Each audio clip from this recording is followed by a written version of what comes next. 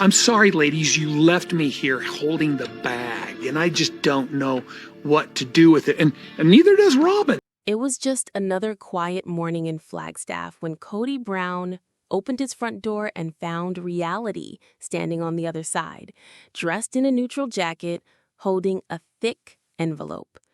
No warning, no heads up, just 4 simple words that would crack the last illusion of control he had left over his fractured family. You've been served. In that single moment, everything Kody had spent over a decade building, the control, the image, the family empire shown to millions on TLC, started caving in. Right there in his hands were legal custody papers. Christine Brown, his former spiritual wife and the mother of 6 of his children, had officially filed for full custody of their youngest daughter, Truly. And it wasn't a bluff. It was real, cold, legal, permanent. While Kody stood in silence, stunned, behind a thick front door he once envisioned would protect and unite a sprawling, plural family, Christine was somewhere else, clear-eyed and steady, focused not on the cameras, not on revenge, but on her daughter, a little girl who had been let down one too many times by the father who was supposed to be her hero. Hey friends, I'm Helena, and you're watching TLC's Sister Wives News. If you've ever felt frustrated watching this show, confused about who's telling the truth, or heartbroken over how the Brown kids have been treated, you're not alone. And this story, this custody battle, is the moment so many fans have been waiting for. Make sure you subscribe and hit that bell so you don't miss anything. And please tell me in the comments, when did you start realizing that Christine was going to be the one to change everything? Because what you're about to hear isn't just tabloid drama. This is real-life emotional fallout backed by court documents, testimony, and years of quiet suffering finally being pushed into the light. Let's get into it. Kody Brown didn't just lead his family. For years, he strategically managed it like a brand. On screen, he was the confident, energetic dad with 4 wives, 18 kids, and a big vision for unity under one roof. But off screen, something darker was always simmering underneath that enthusiasm. Kody had control, and he liked it that way. He set the terms, he built the schedule, he decided who got his time, his input, and most noticeably, his love. And while the show packaged it all as a look into plural marriage, what fans slowly began to realize was that this wasn't about balance. It was about control and, slowly, favoritism. Episode after episode, it became harder to ignore. Kody stopped showing up equally. For years, Christine, Janelle, and even Mary stood in the background doing the work of wives and mothers, while Kody gravitated increasingly toward one person, Robyn. She wasn't just the last wife. She became the only one who still seemed to matter in his day-to-day life. By season 15, you could count how often he spent time at each home, and Robyn's house was clearly his headquarters. It wasn't just screen time. It was birthdays missed. It was Kody explaining cult protocols that somehow only allowed him to live at Robyn's house for weeks at a time. Christine's kids were left to FaceTime their dad, not hug him. Truly didn't get regular visits. Janelle's sons were openly frustrated, and Mary, she became a shadow. She stayed legally divorced from Kody, but spiritually tied, lingering in a relationship that no longer existed in practice. Kody even said on camera that he didn't consider himself married to her anymore. Just like that, no discussion, no empathy, just control and silence. And Christine waited. She made excuses for him in front of the children. She asked to be prioritized. She begged him to be there, not just physically, but emotionally. The turning point was season 16 when she stood up and said what so many viewers had been screaming from their couches for years. I don't want to be in a marriage where I feel unwanted. And that was it. The spark, the beginning of his grip slipping. Janelle quietly supported her, Mary didn't push back, and viewers, we knew the shift had finally started. Kody wasn't the leader of a plural family anymore. He was the emotional centerpiece of a house of cards, and Christine had just pulled her piece from the bottom. But there's one moment that sticks in the minds of Sister Wives fans like a wound that never really heals. Season 7, Episode 10.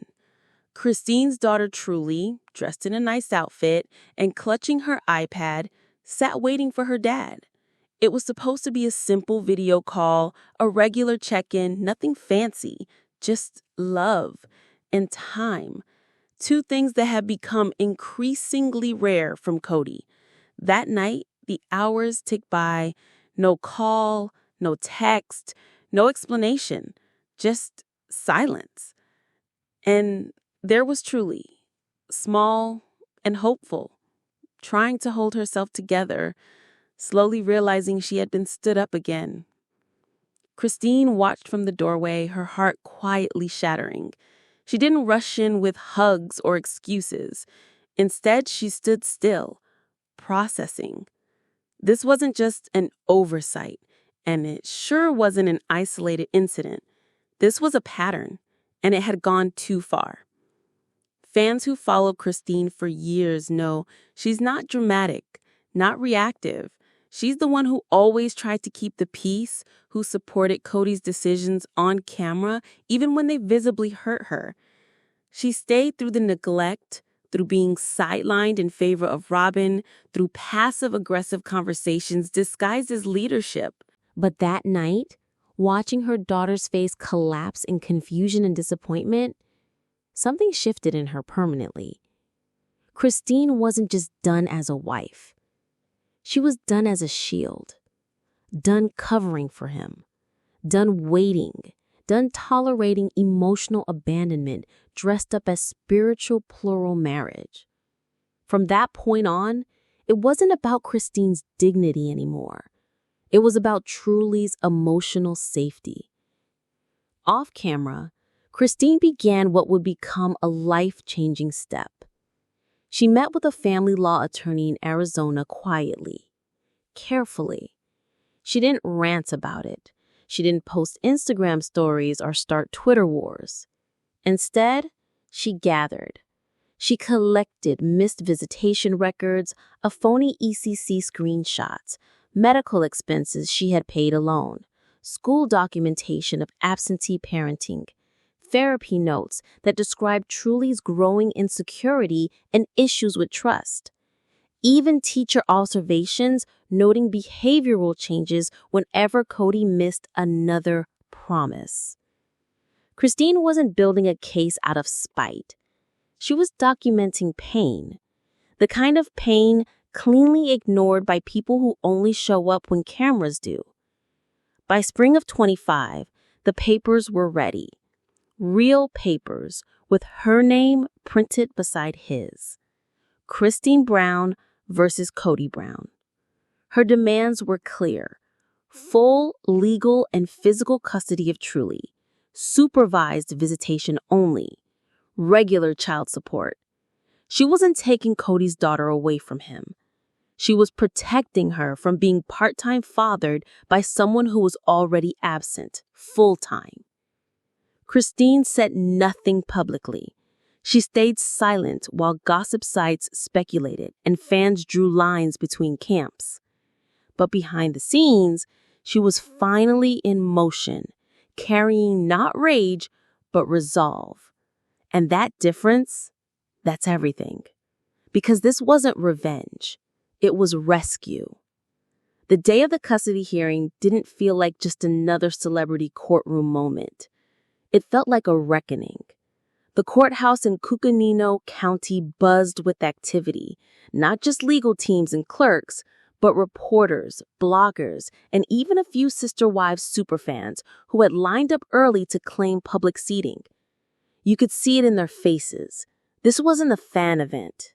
It was something heavier. Everyone who watched this show from the beginning knew they weren't walking into drama, they were walking into truth. Inside, under the harsh lighting and whispered anticipation, Kody Brown entered surrounded by his attorneys. But he didn't look like the confident patriarch the show had painted for years. No leather jacket, no booming bravado, just tight lips, darting eyes, and fingers that wouldn't stop fidgeting with his tie. It was the first time, maybe ever, that viewers got to see Kody under pressure without editing. A few rows back, Robyn sat stiff and pale, visibly shaken, trying to hold herself together. Only this time, Christine wasn't the one keeping quiet. Christine Brown sat calmly beside her lawyer, files stacked neatly in front of her, posture straight, eyes locked. She didn't arrive to fight. She arrived to win, not for herself, but for Truly. As proceedings kicked off, it became clear very quickly that the courtroom would not be kind to Kody's usual tactics. His legal team tried to argue presence, that he'd made efforts, that family dynamics were complicated due to plural logistics. But it didn't take long before Christine's side delivered evidence that pulled directly from what fans witnessed on the show. Missed birthdays, holidays, a blatant move toward Robyn's family and away from everyone else. Christine's lawyer brought records. Texts where Kody failed to respond to urgent school updates, screenshots of canceled visits, and then came the moment that sunk the room into silence. A therapy report detailing Truly's reaction to her dad missing another promised video call. A moment we saw on screen that now lived in evidence, in writing for a judge to read. Christine testified with a calm, shaky strength viewers recognized from season 17, a woman who had held it in for years. She didn't yell or attack. She talked about raising Truly alone, emotionally and physically, while trying desperately not to poison the child's image of her father. She recalled the agony of watching Truly suffer from silence. And she looked directly at the judge as she said, "You can't expect a child to wait around for a father who decides when he wants to be present." It hit hard. Even reporters noted the shift in the room. Kody didn't speak. His lawyer tried to redirect with small talk about family values, but the judge pushed back, asking what consistency Kody had provided in practice, not on camera.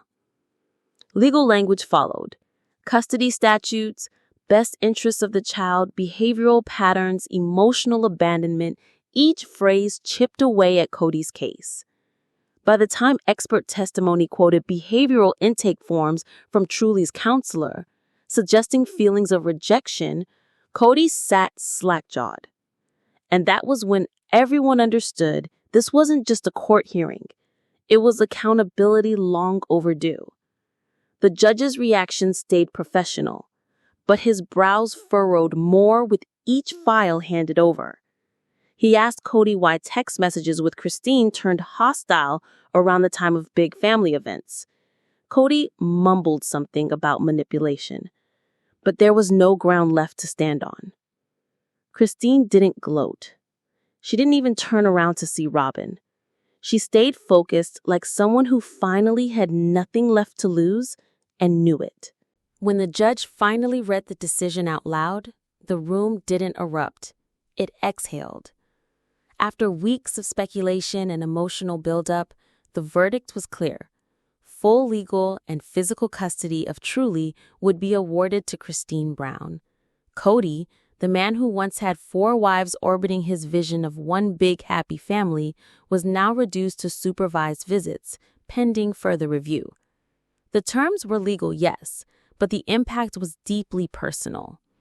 You could hear a muffled sob from Robyn in the gallery as she held back tears, her eyes wide with disbelief. Kody didn't cry. He didn't sit quietly either. He clenched his jaw, muttered about unfair courts, bias, public manipulation, like his entire identity had just been publicly ripped from him, which, let's be honest, it kind of had. Fans across social media lit up within minutes of courtroom footage leaking. The hashtags were immediate. Hashtag justice for Tareen, hashtag truth wins, hashtag free truly. It wasn't just Sister Wives mega fans cheering either. Women who had never seen a single episode started weighing in. Single moms, therapists, DV survivors. This wasn't just a TV custody battle anymore.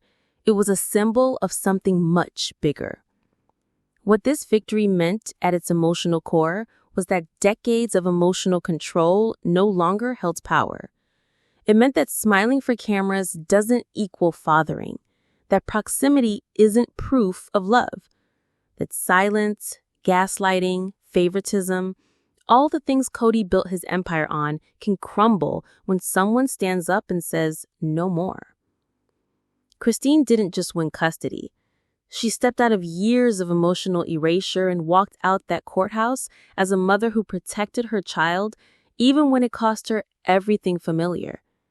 No spiritual husband, no shared household, no fake unity. What she had instead was freedom. And finally, legal confirmation that her reality was real, that the story she lived off camera mattered. Out on the steps, cameras flashed and microphones flew. But Christine said only one thing. I did what any mother would do to protect her child. And in that moment, she didn't just change the lives of her children. She changed the narrative of what strength looks like in a family that was never really equal to begin with. The court ruling had barely settled when the internet exploded. Twitter, Reddit, TikTok flooded. Posts came pouring in from fans across the country, and overwhelmingly, one message rang out: Team Christine.